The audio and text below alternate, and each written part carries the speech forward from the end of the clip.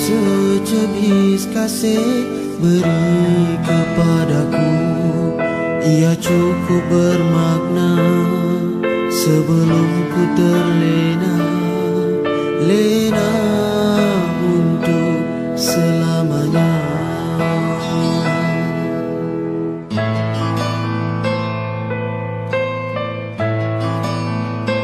Yang terindah, engkau tetap di dalam ingatan.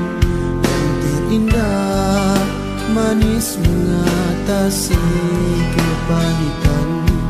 Cintaku tetap satu, hanyalah kepadamu yang tersemat di ragaku.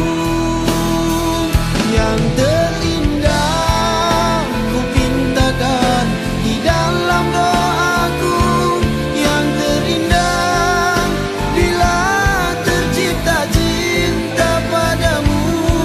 Setia di jiwaku, setia di hatiku.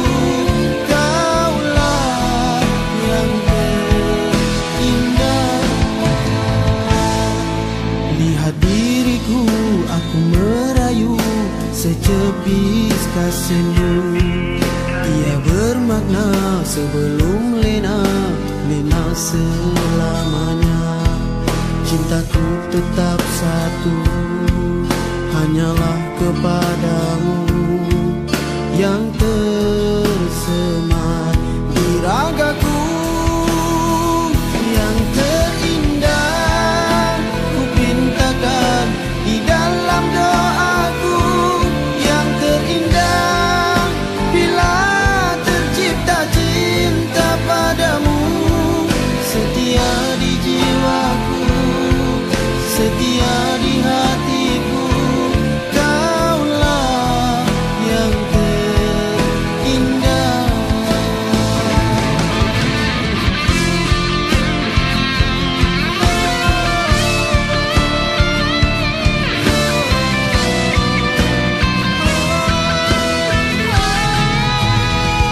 Yang terindah ku pintakan di dalam doaku.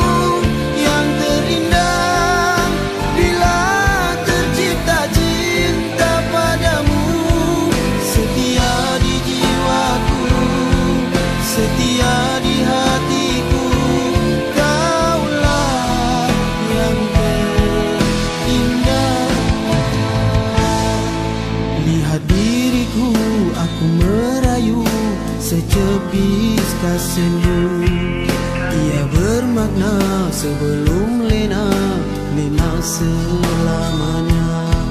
Cintaku tetap satu, hanyalah kepadamu yang tersemat di ragaku. Yang terindah ku pintakan di dalam doaku. Yang terindah bila tercipta cinta padamu. Setia di jiwaku, setia di hatiku.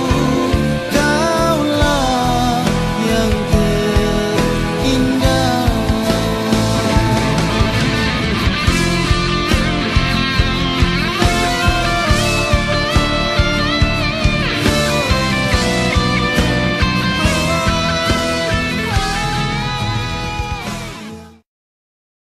Bismillahirrahmanirrahim. Assalamualaikum warahmatullahi wabarakatuh. Yang berusaha Tuan Pengetua SMK Pekanbaru Muar, Cikgu Muhammad Farid bin Samin, barisan para pentadbir, guru-guru kanan bidang, rakan-rakan guru dan pelajar yang dikasihi sekalian. Syukur Alhamdulillah, dengan izin Allah, saya ingin merakamkan setinggi-tinggi penghargaan dan terima kasih kepada semua yang telah memberikan saya dorongan, sokongan dan kerjasama sepanjang saya berada di sekolah ini.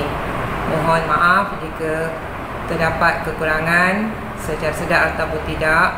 Sesungguhnya yang baik itu datangnya daripada Allah dan yang kurang baik itu datangnya daripada saya. Saya juga mendoakan Seharum sentiasa menjadi sekolah yang cemerlang gemilang dan terbilang. Akhir kata daripada saya, walaupun kita tidak bersua muka lagi, warga seharum tetap di hati saya. Sekian, terima kasih.